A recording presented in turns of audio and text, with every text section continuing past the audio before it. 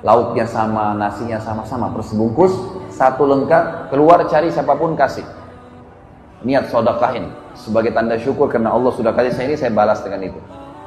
Lihat bagaimana responnya Allah nanti datang rezekinya. Dan ini melebar ya, ini bukan kemana-mana. Bisa saja dengan satu bungkus nasi, Allah nggak balas kita dengan satu bungkus nasi, tapi mungkin Allah kasih kesehatan 3 bulan, 1 tahun. Mungkin nanti ada yang traktir kita makan berulang-ulang, mungkin macam-macam.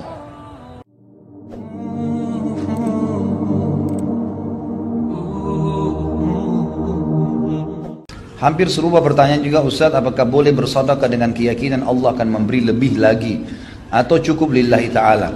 Tentu saja boleh. Semua yang Allah janjikan boleh kita harap, ya kan? Boleh kita harap.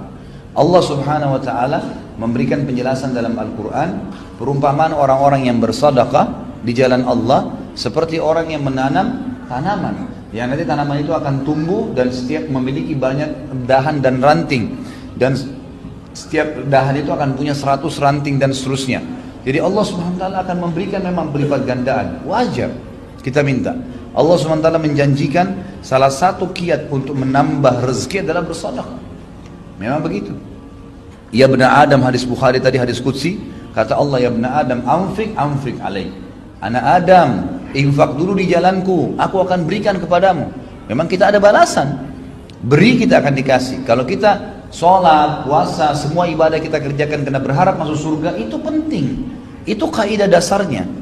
Kita berharap balasan yang Allah janjikan. Makanya dalam buku-buku hadis disebutkan fadilah sholat duha, fadilah sholat malam, fadilah sedekah, fadilah bakti dengan orang tua. Apa itu fadilah? Janjinya Allah di ibadah yang sedang kita kerjakan. Bolehkah saya ibadah karena mengejar apa yang Allah janjikan? Boleh saja. Itu termasuk lillahi ta'ala berarti. Karena kita berharap. Bolehkah saya meninggalkan dosa karena takut masuk neraka? Boleh.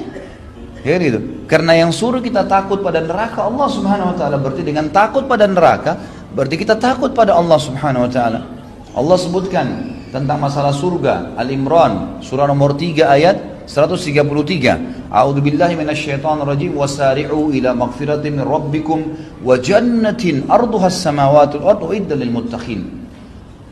Bersegeralah kalian kepada pengampunan Tuhan kalian, bertobat kalau punya salah, dan kejarlah surga dengan sibukkan diri dengan amal soleh setelah itu, setelah taubat, yang luasnya seluas langit dan bumi, yang hanya dijanjikan untuk orang-orang yang bertakwa.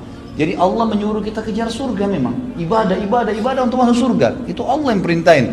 Berarti dengan mengejar surga sebagai balasan, kita patuh pada Allah. Bagaimana bisa antum mau beribadah tidak ada janjinya? Fitrah manusia butuh janji, gitu kan? Makanya dijanjikan oleh Allah subhanahu wa ta'ala. Bukan dijanjikan palsu ya. Ini janji yang pasti.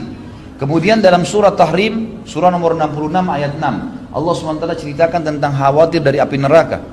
A'udzubillahi minasyaitonirrajim. Ya ayyuhalladzina amanu qu anfusakum wa ahlikum nara wa quduha an-nasu wal hijara 'alaiha malaikatun giladun syidad la ya'sunallaha ma amara wa yaf'aluna ma yu'marun. Hai orang-orang yang beriman, selamatkan dirimu dan keluargamu dari api neraka. Kata ulama tafsir, dengan meninggalkan dosa-dosa, gitu kan? Takutlah kalian dengan api neraka itu, kata Allah, yang bahan bakarnya dari manusia dan batu, dijaga oleh malaikat-malaikat yang kasar, keras, tidak pernah menolak apa yang Allah perintahkan dan selalu patuh terhadap apa yang Allah titahkan. Jadi memang kita takut masuk neraka, itu berarti takut sama Allah karena Allah yang suruh, gitu kan? Allah yang suruh. Jadi kita bisa berharap balasan,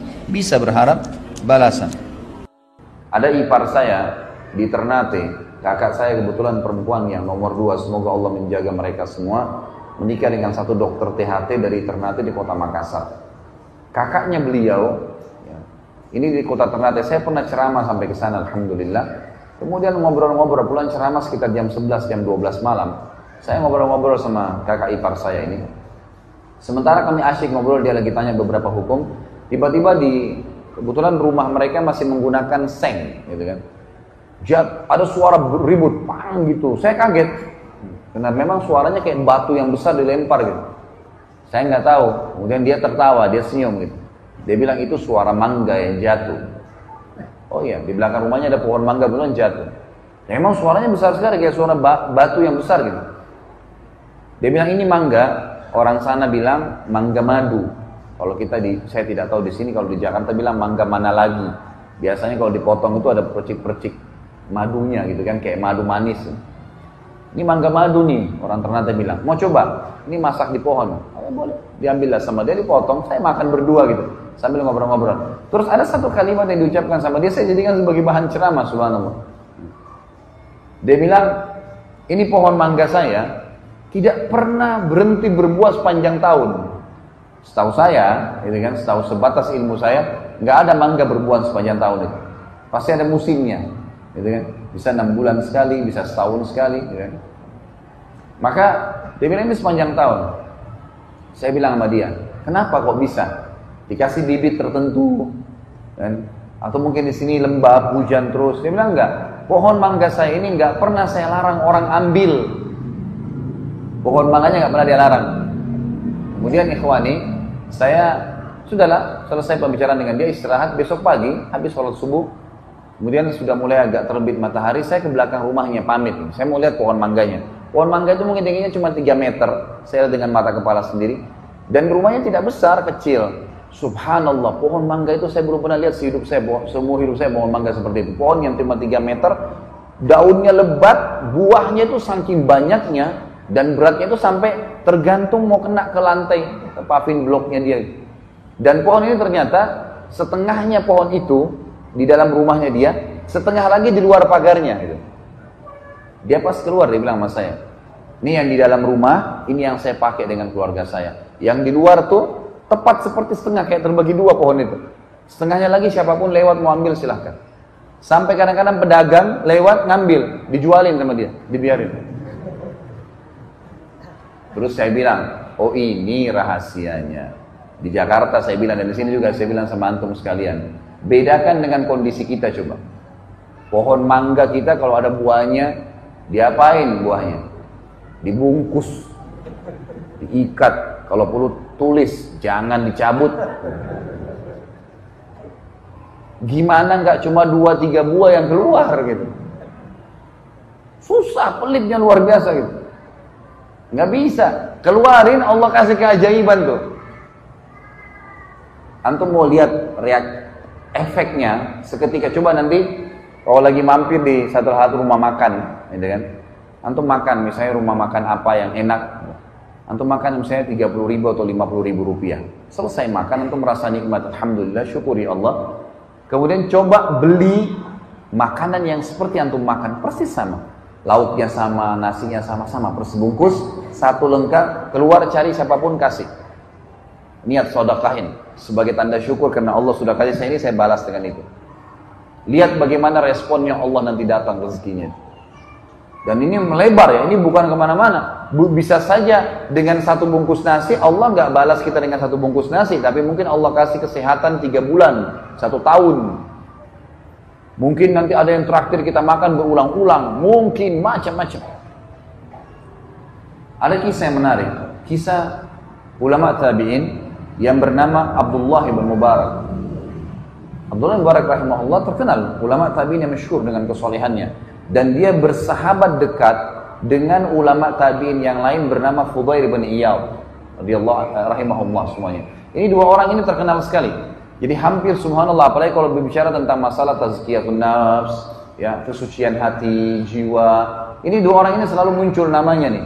Abdullah bin Mubarak dan Fudail bin Iyad. Ini 2 orang saling bersahabat. Tentu ada kisah-kisah masa lalu mereka, tapi saya bahas langsung ke the point. Ada satu perilaku yang menarik nih. Keduanya ini kebetulan orang kaya raya, pengusaha, ya. Tentu Fudail bin Iyad dulu ini bekas perampok, tapi sadar. Ada kisah sendiri bagaimana dia sadar ya. Saya nggak bahas itu. Setelah dia sadar, dia belajari agama, dia mulai hafal Quran, jadi ulama, dan akhirnya jadi pengusaha. Bersahabat dekat dengan Abdullah bin Mubarak. Ada satu tradisi yang mereka lakukan menarik nih. Jadi Abdullah bin Mubarak sama Fudail bin Iyad ini suka janjian. Sholat subuh kita sholat di masjid A ya, misal contoh. Ya. Kemudian duhur, asar, maghrib kita pisah tempat. Misalnya nanti Abdullah bin Mubarak bilang sama Fudail bin Iyad, nanti kamu duhur, asar, maghrib, kamu sholatnya di masjid B, C, D. Nanti saya sholat di masjid E, F, G. Di Isya, nanti kita ketemu di masjid H. Jadi subuh mereka satu masjid, Isya mereka satu masjid. Jadi 3 waktu sholat mereka pisah. Jadi kalau temannya sholat di masjid ini, dia sholat tempat lain. Untuk apa? Di 3 waktu sholat itu, duhur, asar, dan maghrib, tidak meluangkan waktu terlalu banyak. Habis sholat 5 waktu, khusus saja, mereka itu selalu janjian untuk mencari siapa orang yang masih tinggal di masjid dan ibadah apa yang sedang dikerjakan. Misal, ada orang di pinggir masjid sana lagi baca Quran, didatangin sama dia. Kenapa anda baca Quran? Apa motivasinya? Oh ini. Jadi dia dapat ilmu lagi. Ada orang di sana di ujung sujudnya lama. Ditanya sama dia, kenapa anda sujud lama? Apa motivasinya? Ada yang apa saja ibadah yang dia lihat di masjid itu saja. Kalau nggak ada ya sudah. Tapi kalau ada, duhur, asar, maghrib, nanti isya mereka saling sharing. Nih tadi saya ketemu ini nih, tadi saya lihat begini. Jadi tiap hari selalu dapat kisah-kisah baru gitu dari orang-orang yang melakukan ibadah untuk meningkatkan kualitas ibadah mereka. Dan ini satu perilaku yang luar biasa ya. Saya sarankan ikhwani diri saya dan juga diri antum sekalian. Tentu kalau saya bilang ikhwani, kalau kita globalkan masuk semua akhwat ya. Jadi ini akhwatnya jangan tersinggung di atas. Jadi ini semuanya ya. Kita harus memahami satu poin dalam ibadah, jangan stuck di satu level, tapi kualitas ibadah tingkatkan.